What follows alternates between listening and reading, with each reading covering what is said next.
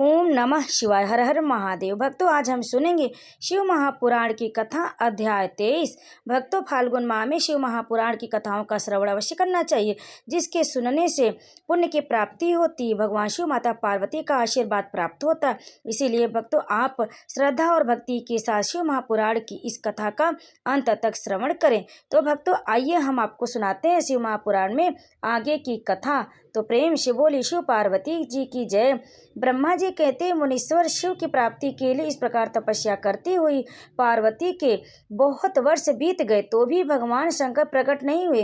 तब हिमाचल, मेना, मेरु और मंदराचल आदि ने आकर पार्वती को समझाया और शिव की प्राप्ति को अत्यंत दुष्कर बताकर उनसे यह अनुरोध किया कि तुम तपस्या छोड़कर घर को लौट आओ।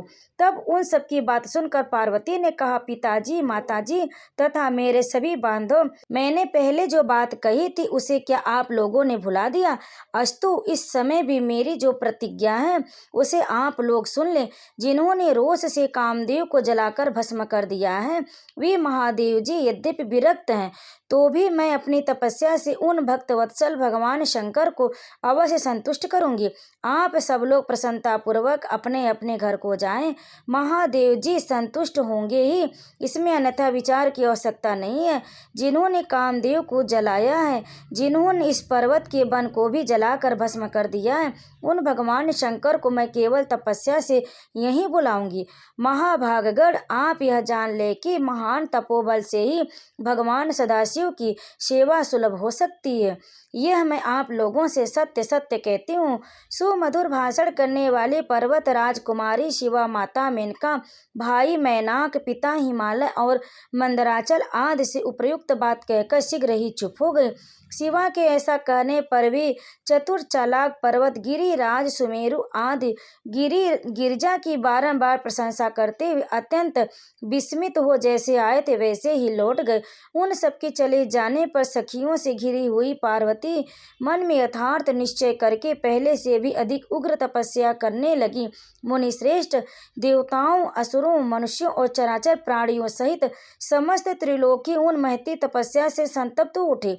उस समस्त देवता, असुर, यक्ष, किन्नर, चारण, सिद्ध, साध्य, मुनि, विद्याधर, बड़े बड़े नाग, प्रजापति, गुहाग तथा अन्य लोग महान से महान कष्ट में पड़ गए, परंतु इसका कोई कारण उनकी समझ में नहीं आया। तब इंद्र आदि सब देवता मिलकर गुरु बृहस्पति से सलाह ले बड़ी बेहलता के साथ सुमेर पर्वत पर मुझ विधाता की शरण में आए। उस समय उनके सारे अंग संतप्त हो रहे थे। वहां या मुझे प्रणाम कर उन सभी व्याकुल और कांतिहीन देवताओं ने मेरी स्तुति करके एक साथ ही मुझसे पूछा, प्रभु, जगत के संतप्त होने का क्या कारण है? उनका यह प्रश्न सुनकर मन ही मन शिव का स्मरण करके विचार पूर्वक मैंने सब कुछ जान लिया। इस समय विश्व में जो दाह उत्पन्न हो गया है वह गिरिजा की तपस्या का फल है। यह जानकर मैं उन सब के साथ शीघ्र ही क्षीर सागर को गया। वहां जाने का उद्देश्य भगवान विष्णु से सब कुछ बताना था। वहां पहुंचकर देखा भगवान श्रीहरि सुखद आसन पर विराजमान है। देवताओं के साथ मैंने हाथ जोड़कर प्रणाम पूर्वक उनकी स्तुति की और कहा, महाविष्णु, तपस्या में लगी हुई पार्वती के परम उग्र तप से संतप्त हो हम सब लोग आपकी शरण में आए हैं। आप हमें बचाइए, बचाइए। हम सब देवताओं की यह बात सुनकर शेष शैया पर बैठे हुए भगवान लक्ष्मीपति हमसे बोले। श्री विष्णु ने कहा, देवताओं, मैंने आज पार्वती जी की तपस्या का सारा कारण जान लिया, अतः तुम लोगों के साथ अब परमेश्वर शिव के समीप चलता हूँ। हम सब लोग मिलकर यह प्रार्थना करेंगे कि वे गिरजा को ब्याह कर अपने यहाँ ले आवें।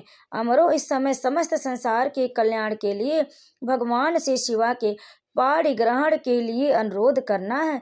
देवाधिदेव पिनाकधारी भगवान शिव शिवा को वर देने के लिए जैसे भी वहीं उनके आश्रम पर जाएं, इस समय हम वैसा ही प्रयत्न करेंगे। अतः परम मंगलमय महाप्रभु रुद्र जहाँ उग्र तपस्या में लगे हुए हैं वहीं हम सब लोग चले।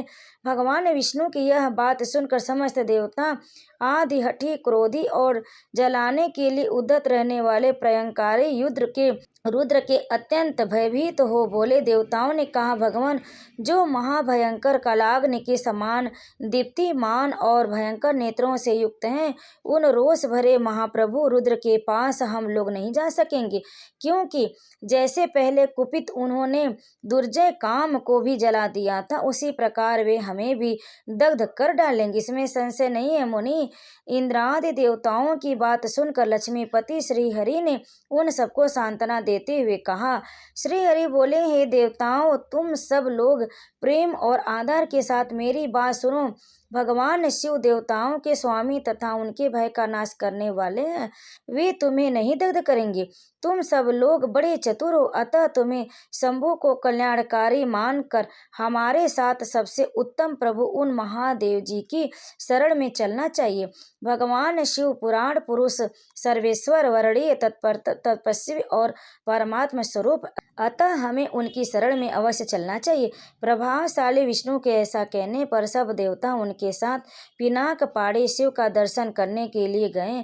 मार्ग में पार्वती का आश्रम पहले पड़ता था, अतः उन गिरजानंदिनी की तपस्या देखने के लिए विष्णु आदि सब देवता कौतूहल पूर्वक उनके आश्रम पर गए।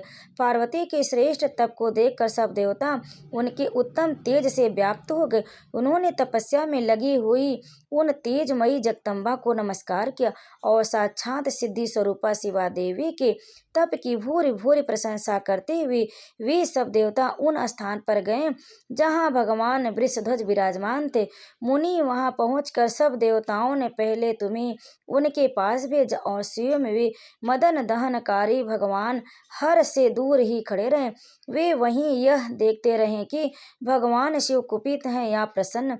नारद, तुम तो सदा निर्भय रहने वाले और विशेषतः शिव के भक्त हो, अतः तुमने भगवान शिव के स्थान पर जाकर उन्हें सर्वथा प्रसन्न देखा। फिर वहां से लौटकर तुम विष्णु आदि सब देवताओं को भगवान शिव के स्थान पर ले गए। वहां पहुंचकर विष्णु आदि सब देवताओं ने देखा, भक्त वत्सल भगवान शिव सुखपूर्वक प्रसन्न मुद्रा में बैठे हैं। अपने गढ़ों से घिरे हुए शंभु तपस्वी का रूप धारण किए योग पट पर आसीन थे। उन परमेश्वर रूपी शंकर का दर्शन करके मेरे सहित श्री विष्णु तथा अन्य देवताओं, सिद्धों और मुनीश्वरों ने उन्हें प्रणाम करके वेदों और उपनिषदों के सूत्रों द्वारा उनका स्तवन किया। ओम नमः शिवाय। भक्तों, शिव महापुराण की कथा अध्याय 23 यहीं पर समाप्त हुई। इस अध्याय को अंत तक सुनने के लिए आप सभी भक्तों का बहुत बहुत धन्यवाद। भक्तों, आगे की कथा आप अगले अध्याय में अगले वीडियो में अवश्य सुने। तब तक आप सभी भक्तों पर भगवान शिव, माता पार्वती कृपा सदैव बनी रहे। हर हर महादेव। शिव पार्वती की जय।